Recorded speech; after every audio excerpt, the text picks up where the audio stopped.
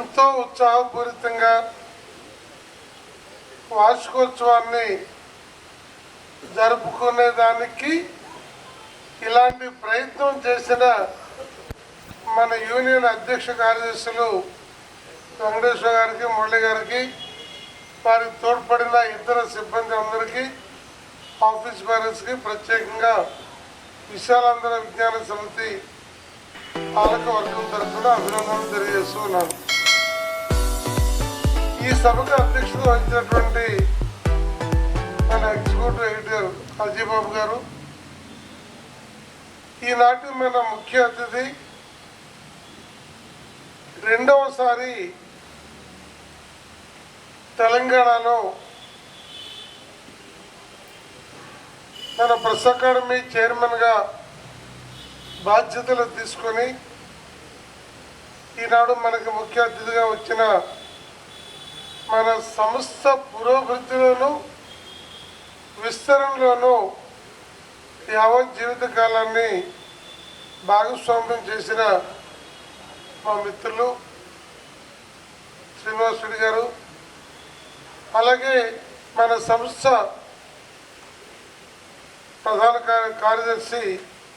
మాజీ శాసనమండలి సభ్యులు జల్లి విల్సన్ గారు, యాజమాన్యం తరఫున యూనియన్ తరఫున ఉమ్మడి ప్రసంగం చేసిన మన ఏఐటీసీ రాష్ట్ర ప్రధాన కార్యదర్శి ఓబులేష్ గారు, అలాగే మన మక్కిన సుబ్బారావు గారు, ఆయన ఈ సంస్థలో అంతర్భాగం. ఈనాడు మన మరో సంస్థకి ఎడిటర్గా పనిచేస్తున్నటువంటిది, అలాగే సుదీర్ఘకాలం అధ్యక్ష కార్యదర్శిగా మన యూనియన్కి బాధ్యత వహించినటువంటి సీనియర్ జర్నలిస్టు, విశాలందరికీ వన్నీ తీసుకొచ్చిన ఎస్కే బాబు గారు, అలాగే మన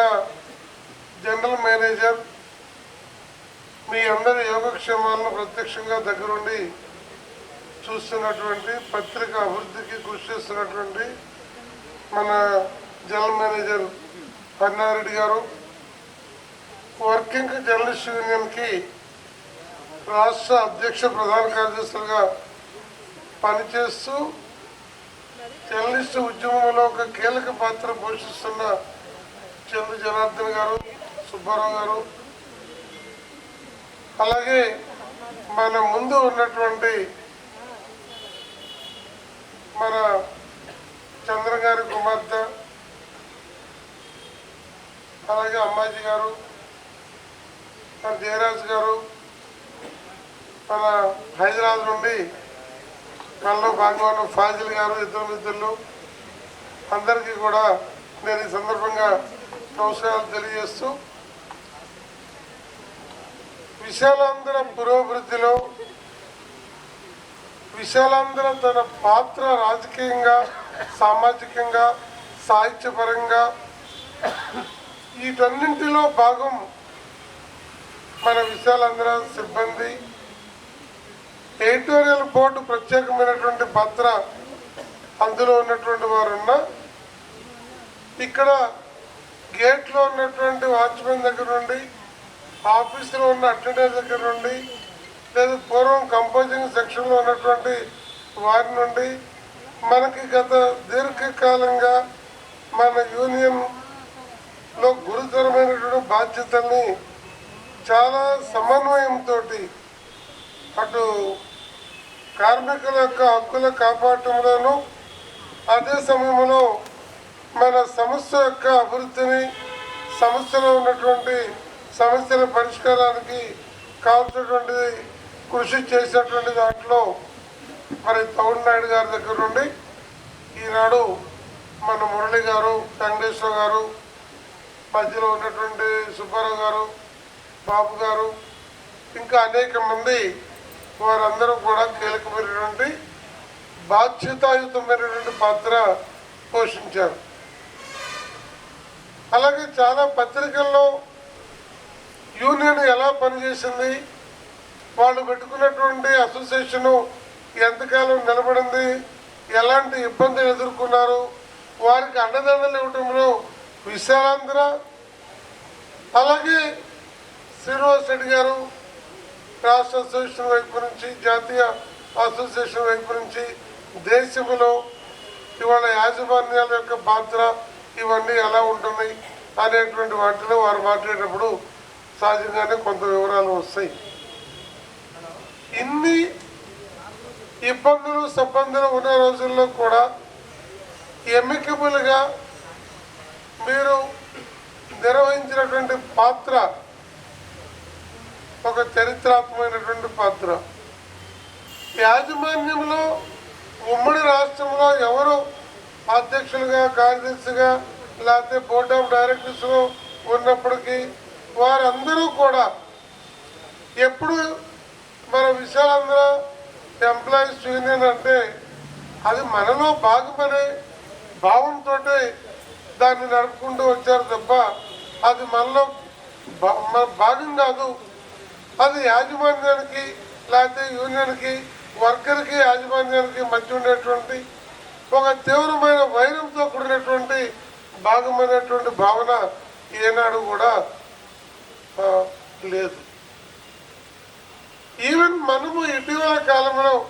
ఇదే గ్రౌండ్లో కూర్చొని కరోనా కాలంలో మీ నాయకులతో మాట్లాడి మనం శాలరీస్ సంబంధించినటువంటి దాన్ని మనం కోతలు విధించుకోవాల్సినటువంటి పరిస్థితి వచ్చింది. మనము దీన్ని నడపగలమా, లేకపోతే దీన్ని ఏదన్నా కొంత సలహాలు కూడా వచ్చినాయి. ఒక సంవత్సరం పాటు, 6 నెలల పాటు దీన్ని తాత్కాలికంగా క్లోజ్ చేస్తే బాగుంటుంది అనేటువంటి సూచనలు కూడా వారి పరిధిలో తోచినటువంటి అభిప్రాయాలు చెప్పారు. కానీ 52 నుండి ఏదో మధ్యలో ఒకరోజు ఇందా సుబ్బారావు గారు చెప్పినటువంటి ఆ ఘటన సందర్భంగా ఒకరోజు 2 రోజు పత్రిక ఏమైనా ఆగితేమో కానీ మరి ఏనాడు ఎంతటి ప్రత్యేకవాద ఉద్యమాలు జరిగినటువంటి రోజుల్లో కూడా మన సిబ్బంది, మన పార్టీ, మన కేడరు, మన నాయకత్వం ఇక్కడే ప్రత్యక్షంగా రేయింబౌళ్ళు కాపలా కాసుకొని ఈ సమస్యని, మన రాజకీయ విధానాన్ని కాపాడుకున్నటువంటి ఒక అద్భుతమైనటువంటి చరిత్ర మన సంస్థకి, మన యూనియన్కి ఇది మిళితంగా చూడాల్సినటువంటి అలాంటి చరిత్ర మన సీనియర్ భాగస్వాములందరూ కూడా ఉంది. అలాగే ఇప్పుడు ఇటీవల ఈ 2 దశాబ్దాల్లో విశాలాంధ్రలో మరి మన ఫ్యామిలీస్ నుంచి కానీ బయట కానీ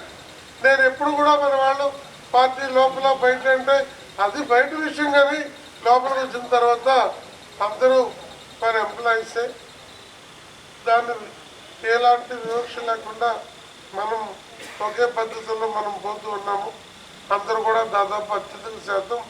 వాళ్ళ పొలిటికల్గా కూడా మరి సిపిఐ భావజాలంతో మనం ముందుకు తీసుకెళ్తున్నాం. సిపిఐ భావజాలమే కాకుండా ఒక మాత్రమైన లక్ష్యంతో విశాలాంధ్ర పత్రిక ఏర్పడింది. ఇతర పత్రికలాగా వ్యాపారం కోసము,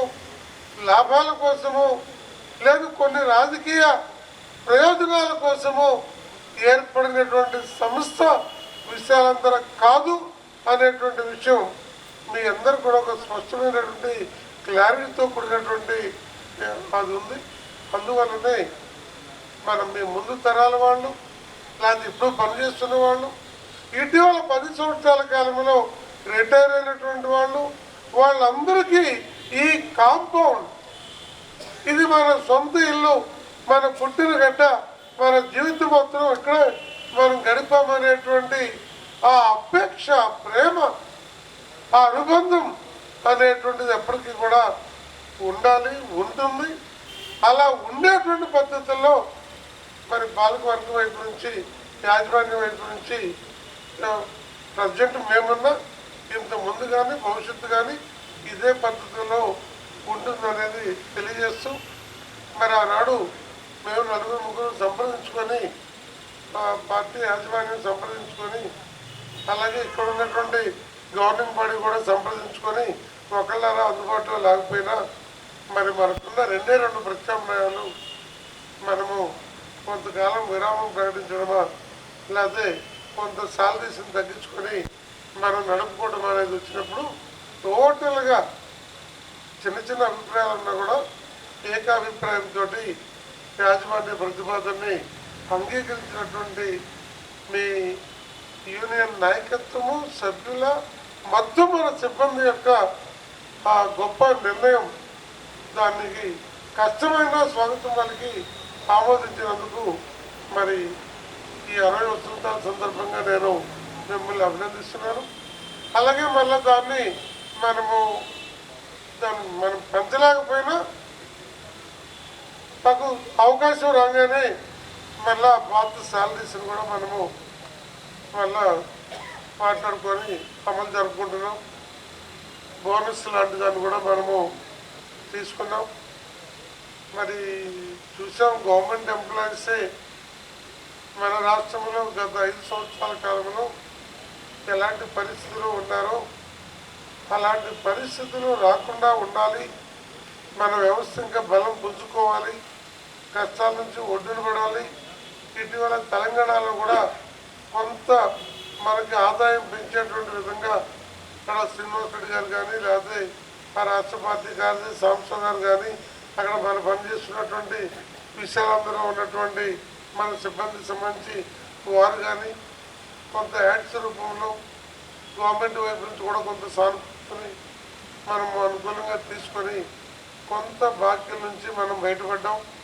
చాలా తీవ్రమైనటువంటి 8-10 కోట్ల అనవసరమైన భారాన్ని కూడా మరొక దశలో మనం మోసి ఈరోజు రేపో బ్యాంకర్స్ లాక్ చేస్తారు ఇక్కడ హైదరాబాద్లో కూడా అనేటువంటి పరిస్థితి నుండి కూడా మరి చాలా గుర్తుగా దాని నుంచి మనం బయటపడగలిగాము. అలాంటి కష్ట నష్టాల్లోనూ మంచిలోనూ సహకరించి సానుకూలంగా ఇది మన సంస్థ అనే ఒక భావంతో ఉన్నటువంటి మీ నాయకత్వానికి మీకు అందరికీ కూడా నేను ఈ సందర్భంగా అభినందనలు తెలియజేస్తూ రానున్నటువంటి రోజుల్లో ఇదేదో ఆ మంచం కొరసైందని కాళ్ళు నరుక్కుందామనే పద్ధతి కాకుండా విశాలాంతాన్ని ఆర్థికంగా బలోపేతం చేసుకుంటూ మన సిబ్బంది యొక్క వ్యక్తిగత కుటుంబాల యొక్క ఆర్థిక పరిస్థితులను కూడా మెరుగుపరచడానికి కావాల్సినటువంటి ఆలోచనలు కూడా భవిష్యత్తులో చేసుకుందామని చెప్పి నేను తెలియజేస్తూ మీ అందరికీ మరోసారి అభినందనలు తెలియజేస్తూ సెలవు తీసుకుంటాను. Thank you.